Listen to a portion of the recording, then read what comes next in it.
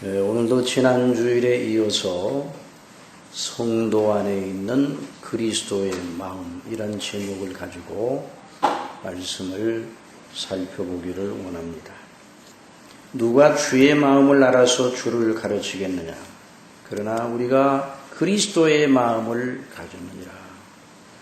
우리가 그리스도의 마음을 가졌느니라. 여기서 우리는 지난 시간에 우리가 알아본 것처럼 사도 바울 자신을 포함한 모든 사도들과 당시의 사도들의 가르침을 받은 모든 신실한 종들, 그리고 그들의 말씀 전파를 통해서 동일한 믿음을 가지게 된 모든 성도들, 더 나아가서 오늘 예수님을 구주로 믿은 모든 사람들 전체가 다 해당된다고 하는 것을 알았습니다.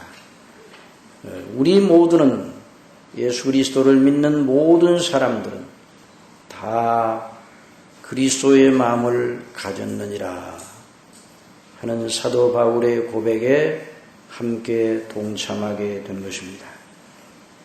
그리스도의 마음을 가진 사람들은 바로 이 문맥 속에서 신령한 자로 표현된 그리스도의 참된 믿음의 사람들입니다.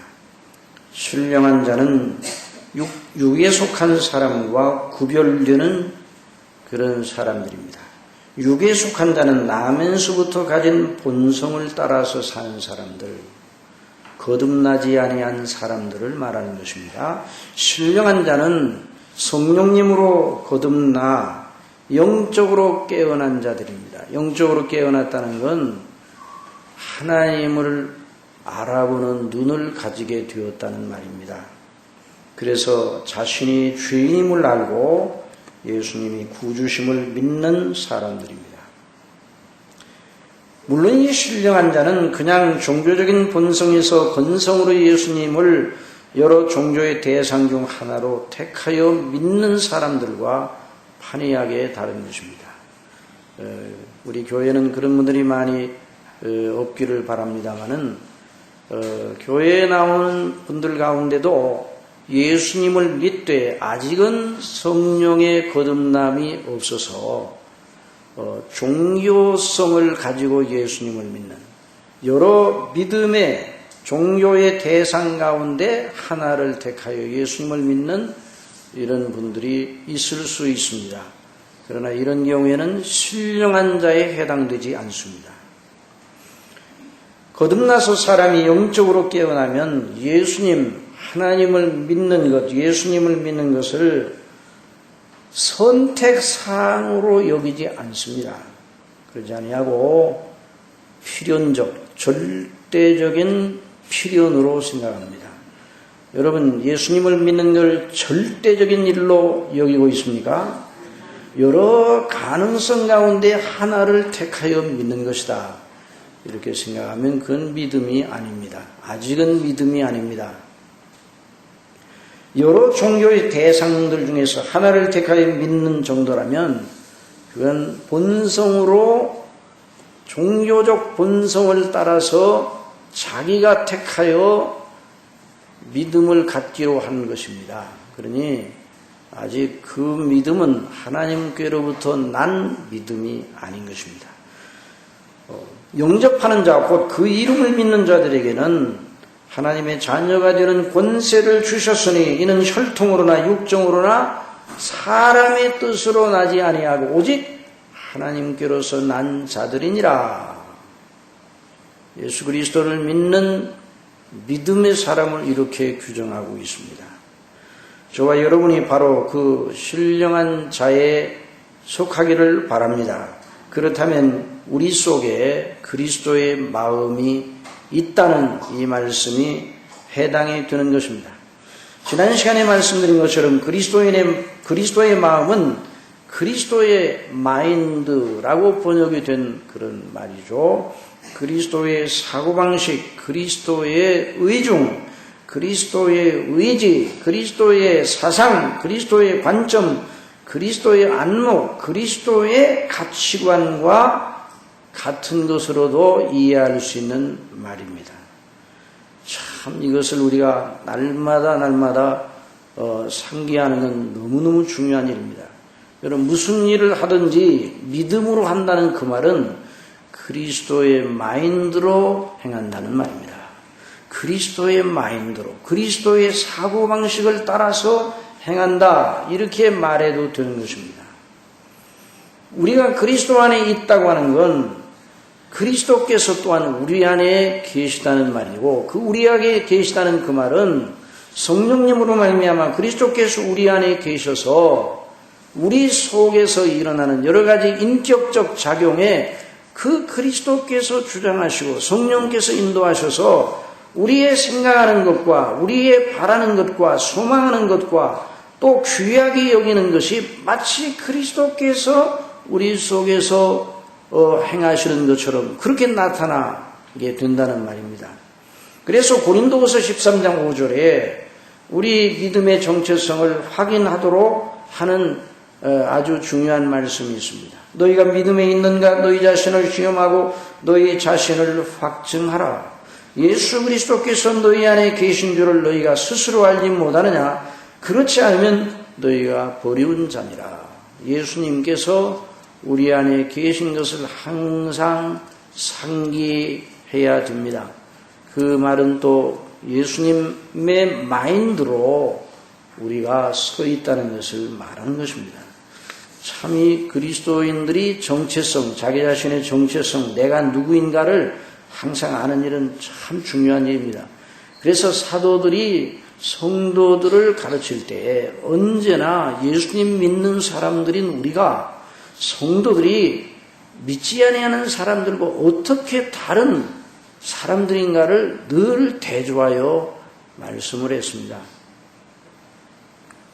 그래서 여기서도 사도가 우리가 그리스도의 마음을 가졌느니라, 육에 속한 사람들은 갖지 못한 그리스도의 마음을 가졌느니라.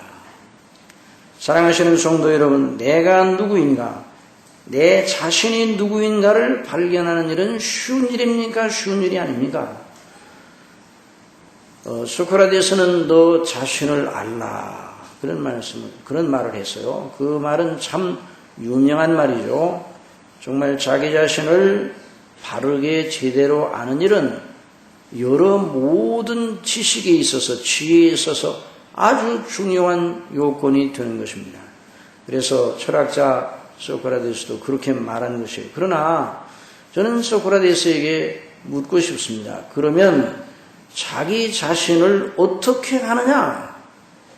자기 자신을 어떻게 하느냐? 너 자신을 알라고 그랬는데 당신은 자기 자신을 어떻게 안다고 생각하느냐?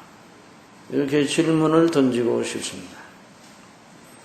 여러분, 우리 자신의 얼굴을 보기 위해서는 우리 자신의 얼굴을 비추어내는 거울이 있어야 됩니다. 여러분, 우리의 거울은 누구입니까? 우리를 지으신 창조주 하나님이십니다. 하나님을 알지 못하고는 우리 자신을 아는 사람이 없어요. 그래서 칼빈 그 기독교 강의 제1장에 보면 견실하고 바른 지혜는 자기 자신을 아는 것과 하나님을 아는 두 가지 요소를 가지고 있다는 것을 분명하게 말하겠습니다. 그런데 누가 자기 자신을 아는가? 하나님을 알아야 자기 자신을 안다. 그렇죠? 또 자기 자신을 알아야 하나님을 제대로 의존할 수 있다 하는 것을 그 1장에서 제1권 초두에서 그렇게 말하고 있습니다. 여러분, 하나님께서 우리를 지으셨기 때문에 우리 자신을 먼저 바라보고서는 우리 자신이 누구인지를 모릅니다. 자, 너 자신을 점검하라. 사도 바울이 너 자신을 점검하여 너희 자신을 시험하여 너희 자신을 확증하여 예수 그리스도께서 너희 안에 계신 줄을 너희가 한번 알아보라, 이런 말씀을 했는데, 그럴 때 흔히 우리는 너 자신을 확증하라 그러면 얼른 우리 자신을 바라봅니다. 우리 자신을 알아보기 위해서 얼른 우리 자신을 바라보나 그 순간 지혜가 무뎌지고 갈피를 잃어버리게 되는 것이에요. 여러분, 우리의 경험, 우리의 자신의 행적 속에 내가 누구인지 아는 건 항상 틀리게 되어 있는 거예요. 내 자신이 행하는 걸 보고 내가 누구인가, 이것도 어느 정도 참고는 되겠지만은 본질적으로 내가 누구인가를 아는 데는 그거 가지고는 안 되는 것입니다. 그래서 아무리 사람이 혼자 깊이 절제하고 금욕생활을 하면서 나름대로 자신을 알기 위해서 몸부림을 친다 할지라도 자신을 제대로 발견할 사람은 한 사람도 없는 것입니다. 하나님을 알아야 합니다.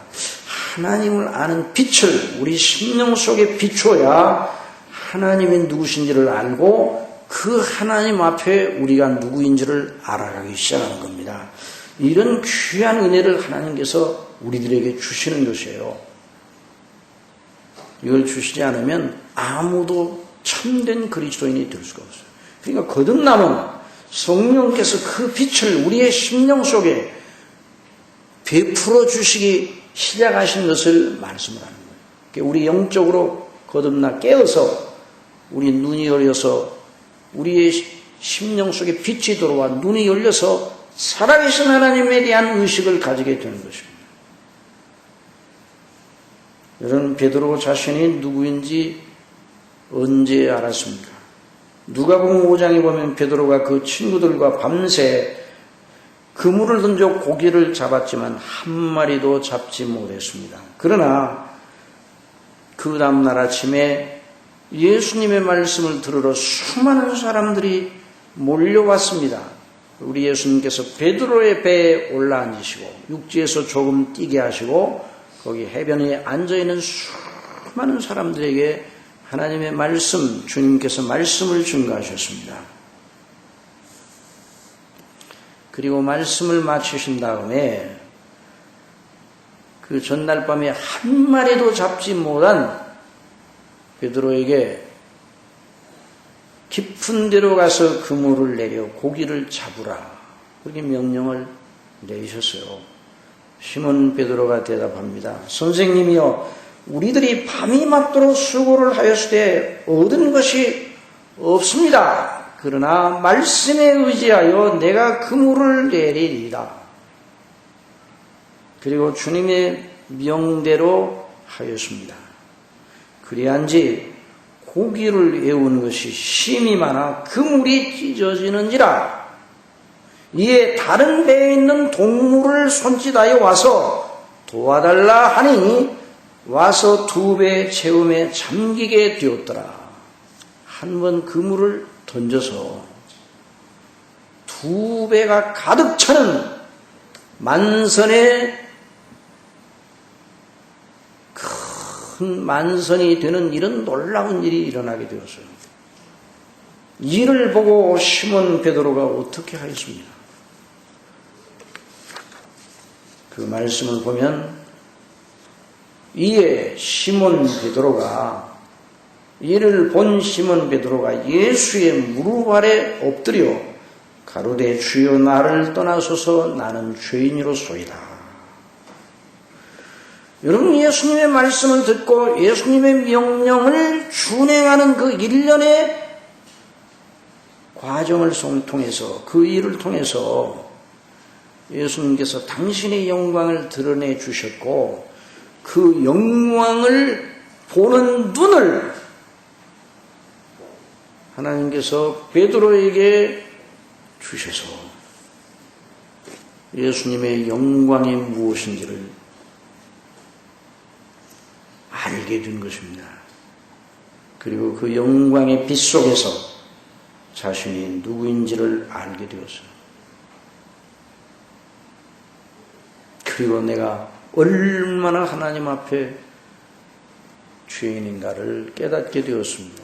내가 이 영광의 주님 앞에 설 가치가 없는 자라. 주여 죄인이로소이다. 나를 떠나소서. 비로소 자기 자신이 누구인가를 알아보기 시작하였습니다. 그리스도의 영광을 아는 빛 속에서 말입니다. 오늘날 스스로 영적이라는 사람들의 가장 큰 함정은 자신을 계속 주목합니다. 자기가 체험한 것, 자기가 받은 것, 자기가 받았다는 은혜 계속 자기. 그러나 성경은 우리에게 계속 가르치고 있어요. 성령께서 우리에게 가르쳐 주십니다. 주님을 바라보라고 가르쳐 주십니다. 아버지 하나님께서 그리스도 안에서 행하신 일을 주목하라고 가르치고 계십니다.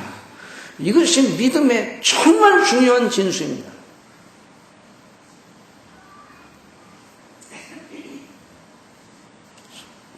바울도 종호의 햇빛보다 더 밝은 빛 가운데 나타나신 예수님과 그 예수님의 음성을 듣고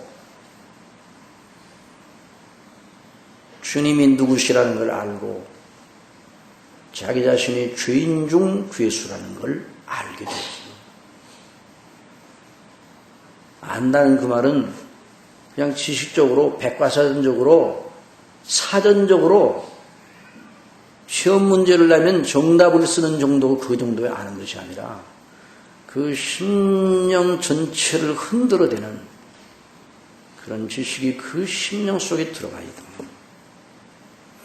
나를 아는 참된 이신 여전히 그리스도 예수님 안에서 우리를 택하시고 부르시고 구속하시고 자녀로 삼으신 하나님과 그 행사를 우러러 참으로 아는 데 있습니다. 성경을 따라, 한번 따라합시다. 성경을 따라. 이 성경이 바로 하나님의 행사를 증거하고 있는 거예요. 하나님의 행사의 기록이에요. 성령은 하나님의 말씀이면서도 하나님의 말씀은 단순히 말만 하는 것이 아니라 하나님께서 뜻을 정하시고 그 뜻을 이루어 가시는 행사예요. 행사. 하나님의 말씀은 그냥 정지된 것이 아니에요. 역동적인 살아계시는 하나님, 역동적인 하나님의 뜻을 이루어 말씀하신 대로 이루시는 그 놀라운 그 하나님의 행사입니다. 그래서 그리스도 예수님 안에서 창세전에 우리를 택하시고 그리스도 안에서 구속하시고 성령님으로 부르신 이 놀라운 하나님의 행사, 성경에 기록되어 있는 그 행사를 주목하는 것. 이게 그렇게도 중요한 거예요. 이것이 바로 영적인 마인드, 그리스도의 마인드의 처음과 나중입니다. 이걸 언제나 잊지 말아야 돼요. 사도 바울이 우리가 그리스도의 마음을 가졌다고 하는 것은 자신의 여러 체험, 자신의 여러 행적, 자신의 여러 섬김, 자신의 헌신 이런 걸 보고 종합하여 내가 그리스도의 마음을 가졌는가 보다 이렇게 말한 것이 아니에요. 성삼위 하나님께서 사랑하시는 모든 택한 백성들을 위해 뜻을 정하시고 이루신 그 놀라운 방식, 적용하시는 놀라운 방식 이 속에서 사도 바울은 하나님의 행사를 보고 하나님께서 우리 믿는 사람 속에 그리스도의 마인드를 넣어주셨다 말하고 있는 겁니다. 여러분 그렇게 믿으시기 바랍니다. 정말 여러분이 예수 그리스도를 믿는다면 하나님의 성령님으로 말미암아 그리스도의 마음을 우리에게 주셔서, 물론 지난 시간에 말씀드린 이 마음은 품성, 성품, 여기서 이 본문에서 이 마음은 그걸 말하는 것이 아니라고 그랬어요. 물론 성경이 그 마음도 주셨다고, 하나님의 성품에 참여하는 은혜를 주셨다고, 신의 성품에 참여하는 은혜를 주셨다고 베드로후서를 통해서 말씀하셨습니다. 그러니 여전히 그런 의미의 그리스도의 마음도 우리가 갖고 있습니다. 원리로 씨로 갖고 있어요. 그러나 여기에서는 바로 하나님께서 그리스도 안에 있는 사람들에게, 거듭난 사람들에게 그리스도의 생각, 그리스도의 지성, 그리스도의 사고 구조, 그리스도의 사고방식, 그리스도의 관점, 그리스도의 안목, 이와 같은 이런 그 지각을 우리에게 주셨다는 말입니다.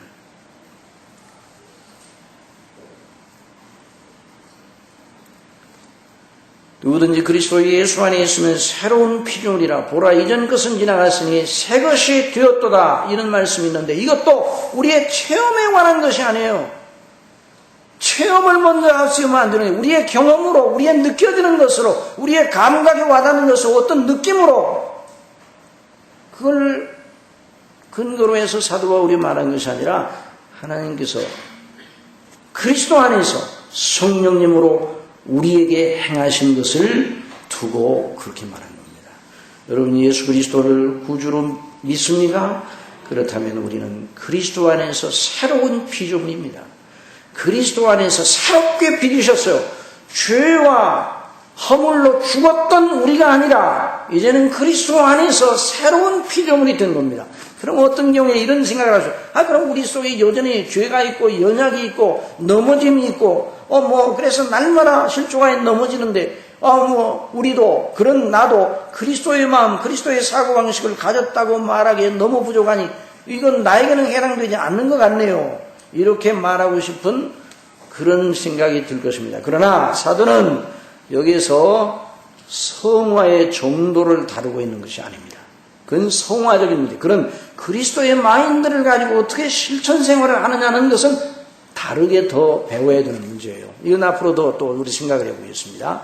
그러나 여기서는 그리스도의 마인드를 우리의 심령 속에 씨처럼 우리 속에 주셨어요. 그 씨가 자라고 발아에서 자라고 열매를 맺어야 돼요.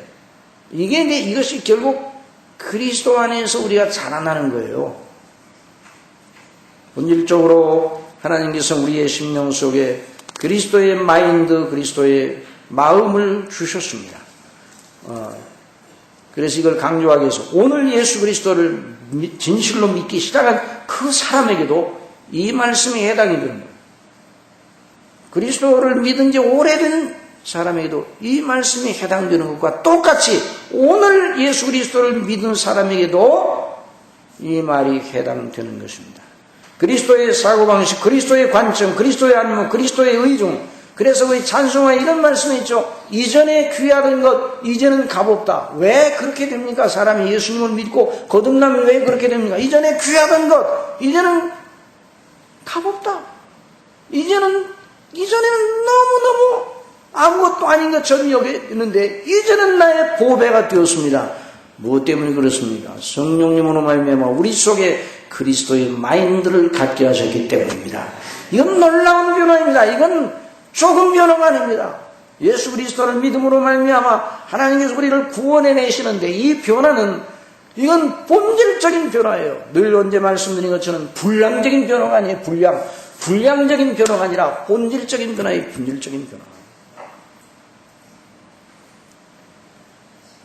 여러분 사람과 사람 사이에도 그 사람을 믿고 신뢰한다 그러면 그 사람이 가지고 있는 마인드와 내가 가진 마인드가 합치가 되어야 됩니다. 그래야 믿고 또 선호하게 되는 거예요.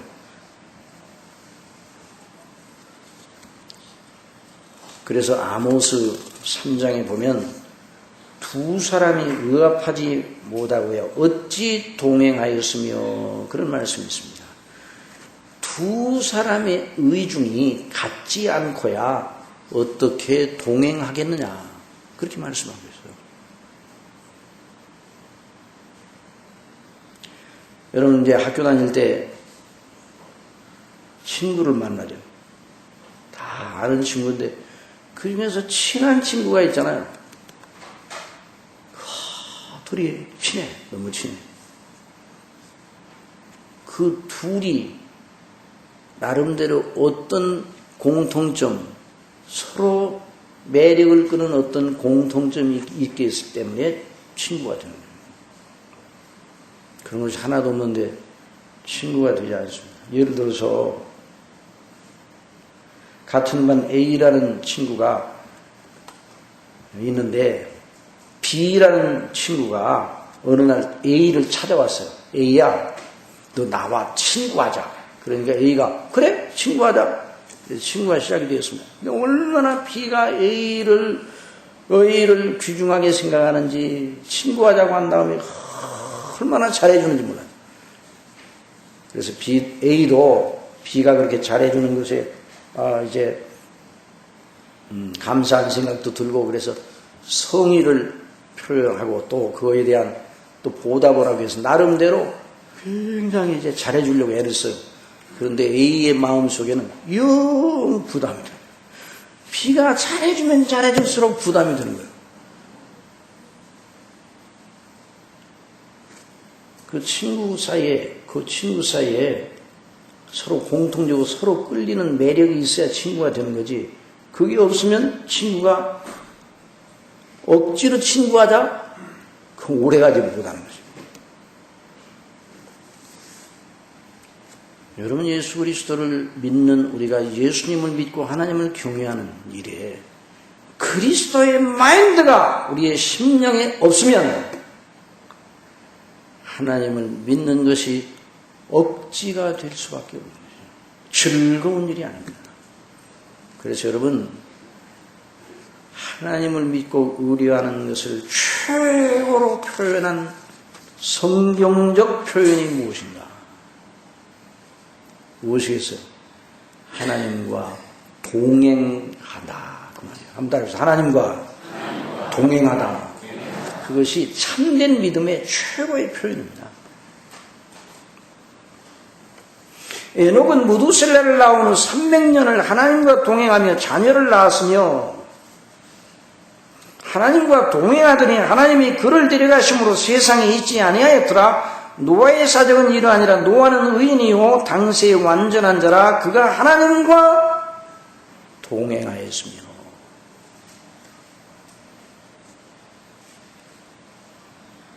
그 말은 에녹과 노아가 하나님의 마인드를 따라 그 마인드를 자기의 마인드로 삼아서 하나님을 섬겼다는 것입니다. 그러면 하나님을 섬기는 것이 부담이 되겠습니까? 즐거움이 되겠습니까? 즐거움이 됩니다.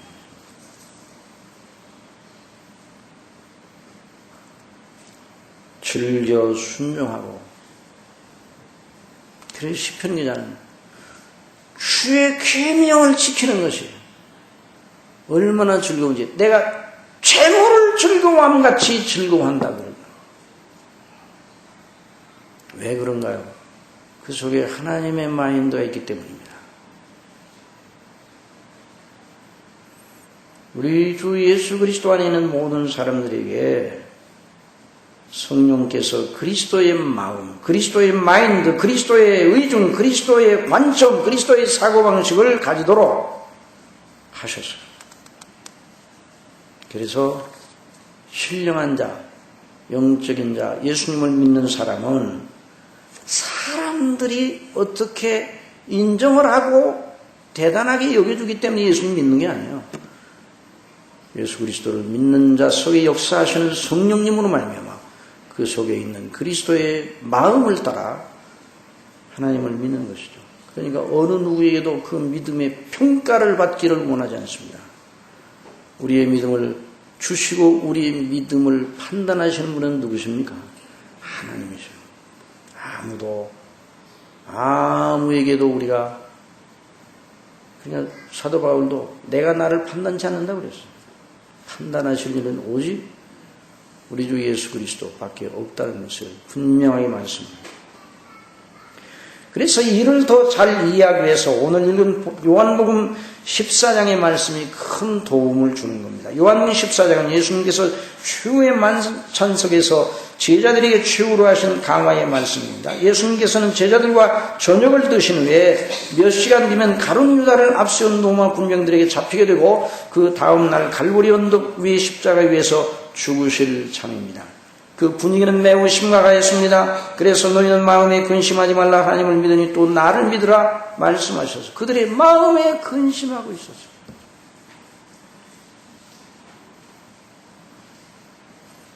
제자들의 마음이 당황하고 있었습니다. 깊이 염려하고 있었습니다. 마음이 심란하게 이를 데가 없었다는 말이에요. 그 말은 마음이 안정되지 못했다는 말이에요. 그 근심했다는 말은 그 왜 그런가? 그들 속에 아직 그리스도의 마인드가 정립되지 못한 상태예요. 씨는 있는데 발아에서 자라야서 그 인격에 영향을 줄 정도가 되지 못한 상태였어요. 아직 그들 속에 성령께서 와 계시지 않았기 때문입니다.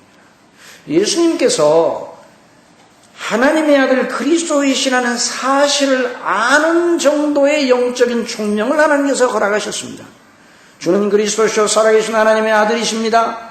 바요나 시몬아 네가 복이 있도다. 이를 내게 알게 한 이는 혈육이 아니요 하늘에 계신 내 아버지시니라 말씀하셔서, 그러나 아직 사도 바울이 여기 고린도전서 2장에서 말한 우리가 그리스도의 마음을 가졌다고 할 때의 상태는 아니었습니다. 그러니 예수님의 행로를 전혀 이해할 수가 없었죠. 아직 그들 속에는 세상적인 사고방식이 장악하고 있었어요. 여전히 예수님을 구주라고 믿으면서도 세상적인 사고방식이, 예수님이 말씀하시는 나라가 이 세상 나라와 같은 무슨 형체가 아닐까? 군사적이고 경제적이고 세상의 권세자들이 왕이 되어야 행하는 것 같은 그런 무슨 나라가 임할 것이 아닌가? 그래서 예수님이 지상생의 마지막 때에 가까이 올수록 제자들 사이에 누가 크냐는 다툼이 일어났습니다. 야고보와 요한의 어머니는 예수님께서 살짝이 다른 제자들 몰래 와서 당신의 왕국이 세워지거든 내 아들 둘을 주님 당신의 좌우에 앉게 하여 주소서. 그 말을 들은 제자들이 그걸 알고 나서 분이 일어났어요. 누가 크냐? 다툼이 일어나서. 또 우리 예수님께서 승천하시기 전에 예루살렘을 떠나지 말고 내게 들은 아버지의 약속하신 걸 기다리라. 성령님을 기다리라는 거죠. 그런데 몇 날이 못 또 너희 성령으로 세례를 받으리라 말씀하셔서, 그때도 그 제자들의 생각은 지상적인 그리스도의 왕국이 도래할 때가 바로 이 때가 아닌가, 이런 의식을 가지고 있었어요. 저희가 모였을 때 예수께 묻자와 가로되 주께서 이스라엘 나라를 회복하심이 이때니까, 그들의 생각, 그들의 마인드는 여전히 그리스도의 마인드가 아니라 땅에 속한 사람들의 마인드였습니다. 최후의 만찬 속에서 저녁을 약속하신 다음에 이제 몇 시간 뒤에는 잡혀서 가룟 유다를 앞세운 로마 군병들에게 잡혀가실 참이에요. 그리고 그 다음날에 십자가에서 죽으실 것입니다. 그런데 저녁을 잡수신 후에 잡혀가시기 전에, 겟세마네 동산으로 나아가시기 전에 저녁 잡수 최후의 만찬 속에서 긴 강론의 말씀을 하신 것이 바로 요한복음 13장 이후 14장부터 16절까지의 내용입니다. 그리고 그들이 보는 자리에서 대제사장적 기도를 드리셨는데 그 요한복음 17장에 있는 말씀입니다. 여러분, 그 제자들이 예수님이 하시는 말씀을 이해했습니까? 이해하지 못했습니다. 전혀 이해하지 못했어요. 전혀 이해하지 못했는데 왜 예수님은 그들에게 가르쳐 주셨는가? 누가 오실 것이기 때문에, 성령께서 오시면 깨닫게 하실 것이라는 걸 알았기 때문에 성령님이 오실 것을 내다보면서 이 말씀하셨어요. 그래서 여기 설교자들이 항상 잊어서는 안 되는 일이 있어요. 여러분, 거듭나지 못한 사람들에게는 어떤 메시지를 전해야 될까? 아직 그리스도의 마인드가 없는 사람에게 어떤 메시지를 전해야 될까? 그리스도의 마인드가 없으니 하나님의 말씀 받을 만한 수신장치가 없어요. 그런 사람들에게 어떤 메시지를 전할까? 못 알아들을 텐데 그래도 하나님의 말씀만 전해야 됩니다. 왜냐하면 때가 되면 성령께서 들었던 말씀을 다시 살아나게 하시고 상기케 하실 것이기 때문입니다. 자,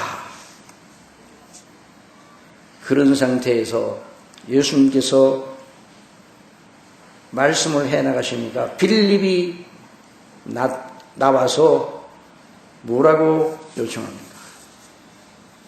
주여, 아버지를 우리에게 보여주옵소서. 그러면 족하겠나이다. 하나님을 보여주세요. 그러면 족하겠나이다.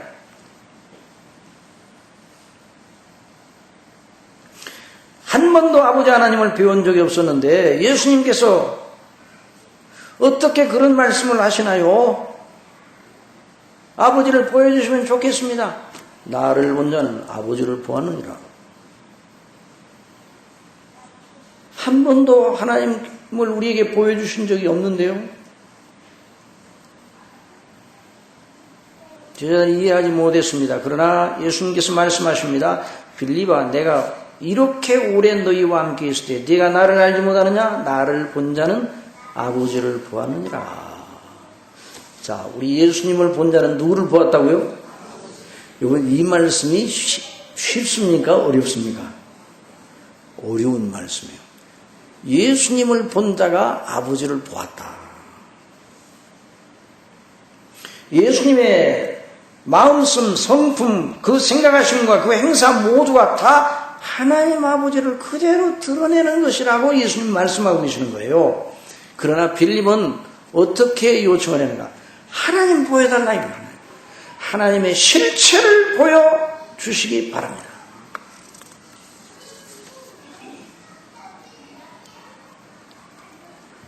이건 빌립뿐만 아니라 저나 여러분을 포함한 모든 사람들이 가지고 있는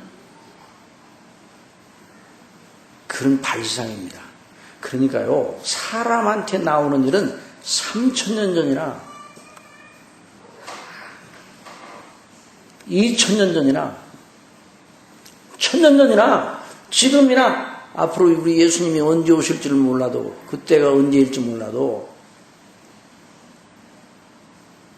그때까지 지상에 사는 사람들의 생각은 사람에게서 나오는 건 수준이 높고 낮지 않습니다. 동일합니다. 그 수준이 어느 수준인가? 땅의 수준이에요. 땅의 수준. 여러분에게 묻겠습니다. 하나님을 보여주시면 좋겠습니까? 안 좋겠습니까? 그랬으면 좋겠다 하는 생각이 들어요. 모세도 하나님의 영광을 보여주십시오. 그런 하나님의 영광에 대해서 더 알고 싶습니다. 그러나 모세가 그렇게 요청한 건 좀 다른 차원에서 한 거지만 여전히 하나님의 실체를 뵙고 싶습니다. 그러나 우리 예수는 그 요구에 그런 식으로 응답하지 않으셨습니다. 하나님은 영이시니 형체나 무슨 물질적 요소로 구성되신 분이 아닙니다. 그러니 어떤 기측 장비로나 어떤 것으로도 하나님의 형상을 분별해내거나 그 실체를 접근하여 보이시게, 하나님이 어떤 모습으로 보이게 할 수 있는 방법이 없습니다. 여러분, 하나님은 형체가 있습니까? 없습니까? 없습니다. 하나님은 영이십니다. 하나님 만질 수 있습니까?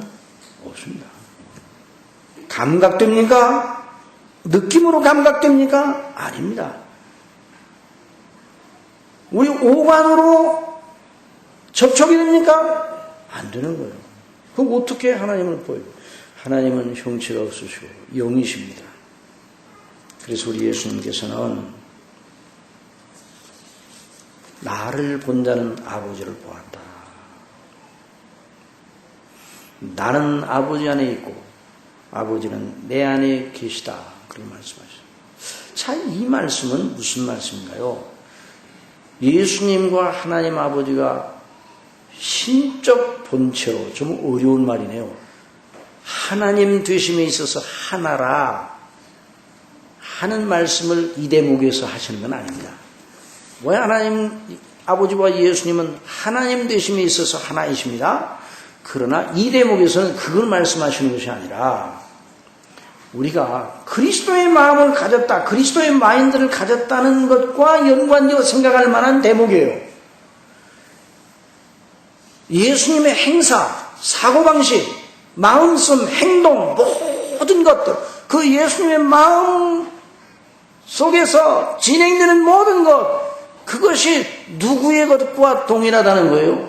아버지의 마인드와 동일하다는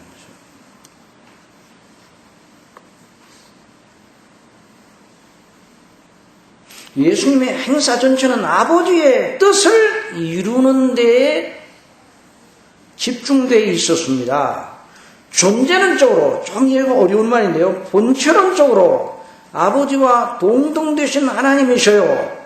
그러나 여기서 그걸 말씀하시는 게 아니라 아버지의 마인드와 예수님의 마인드와 하나라는 거예요.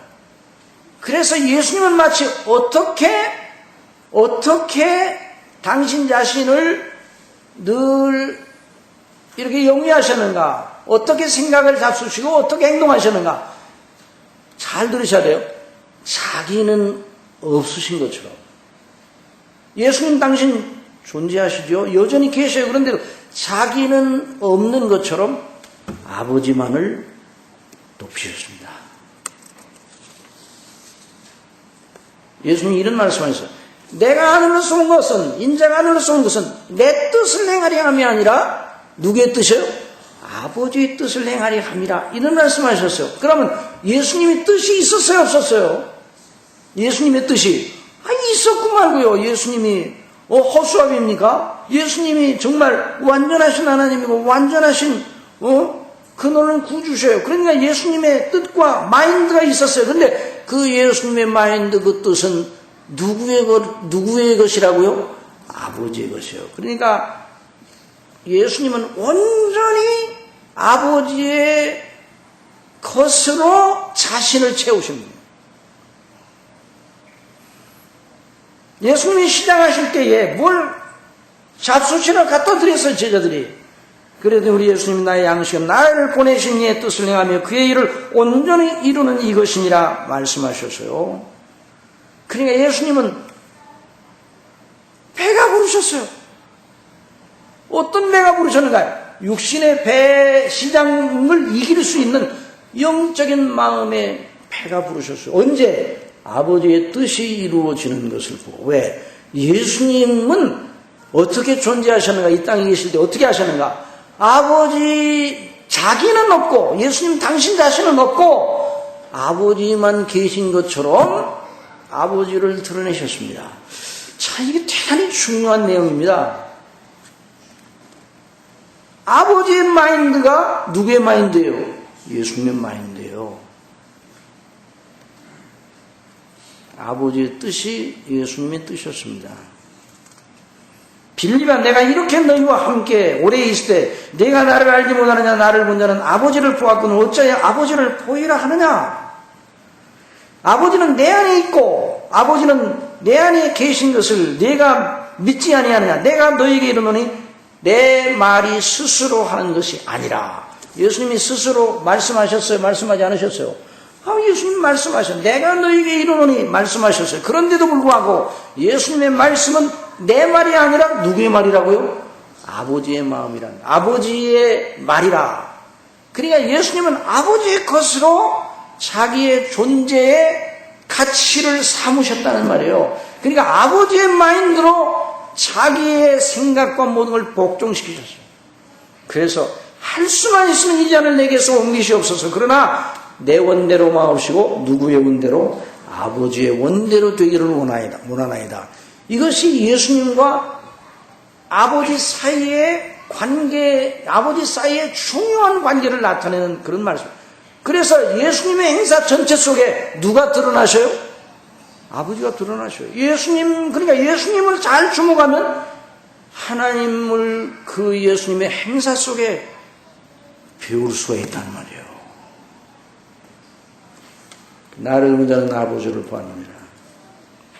자, 그런데 이것이 차이는 대단히 중요합니다. 좀 시간이 갔지만은 예수님께서 말씀하신 대로, 예수님이 아버지와의 관계 속에 이렇게 말씀하신 대로 사도 바울이 예수님과 같은 방식의 말을 하는 걸 보게 됩니다. 잘 들어보세요. 내가 그리스도와 함께 십자가에 못 박혔나니 그런즉 이제 내가 산 것이 아니요 오직 내 안에 그리스도께서 사신 것이라. 자, 이 대목이 너무너무 중요한 대목이에요. 하나님의 마인드가 누구의 마인드였어요? 예수님의 마인드였어요. 그런데 사도는 자기의 마인드를, 이전의 마인드를 버리고 누구의 마인드로? 그리스도의 마인드로 자기의 마인드를 삼았어요.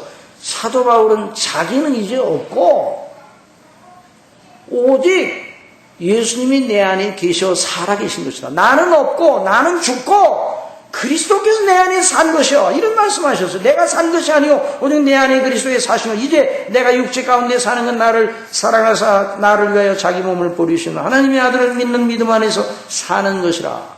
나의 간절한 기대와 소망을 따라 아무 일이든지 부끄럽지 아니하고 오직 전과 같이 이제도 온전히 담대하여 살든지 죽든지 내 몸에서 그리스도가 존귀히 되게 하려니 이는 내게 한번 따라하세요. 이는 내게 사는 것이 그리스도니 죽는 것도 유익함이라. 이게 바로 사도 바울이 가졌던 심정입니다. 우리가 그리스도의 마음을 가졌다고 할 때 이 사도 바울의 이 성화의 아름다운 그 높은 지점에 오르니 이런 말을 했습니다. 여러분, 저와 여러분의 행로의 목적지도 바로 이것입니다. 한번 따라합시다. 하나님의 마인드, 그리스도의 마인드, 사도의 마인드, 성도의 마인드. 이 마인드를 성령께서 우리 심령 속에 베풀어 주십니다. 이 마인드 속에 우리를 길러 주시는 거예요. 이 마인드 전체가 성경적 논리입니다. 한번 따라합시다. 성경을 따라 그리스도 안에서 성령님으로 말미암아 아버지를 경외하며 순종하는 생활이 그리스도인의 생활입니다. 그래서 다음에는 그리스도의 마인드를 가진 사람이 반드시 나아가는 행로가 어딘가? 계명을 지키는 데 있습니다. 그 문제는 다음에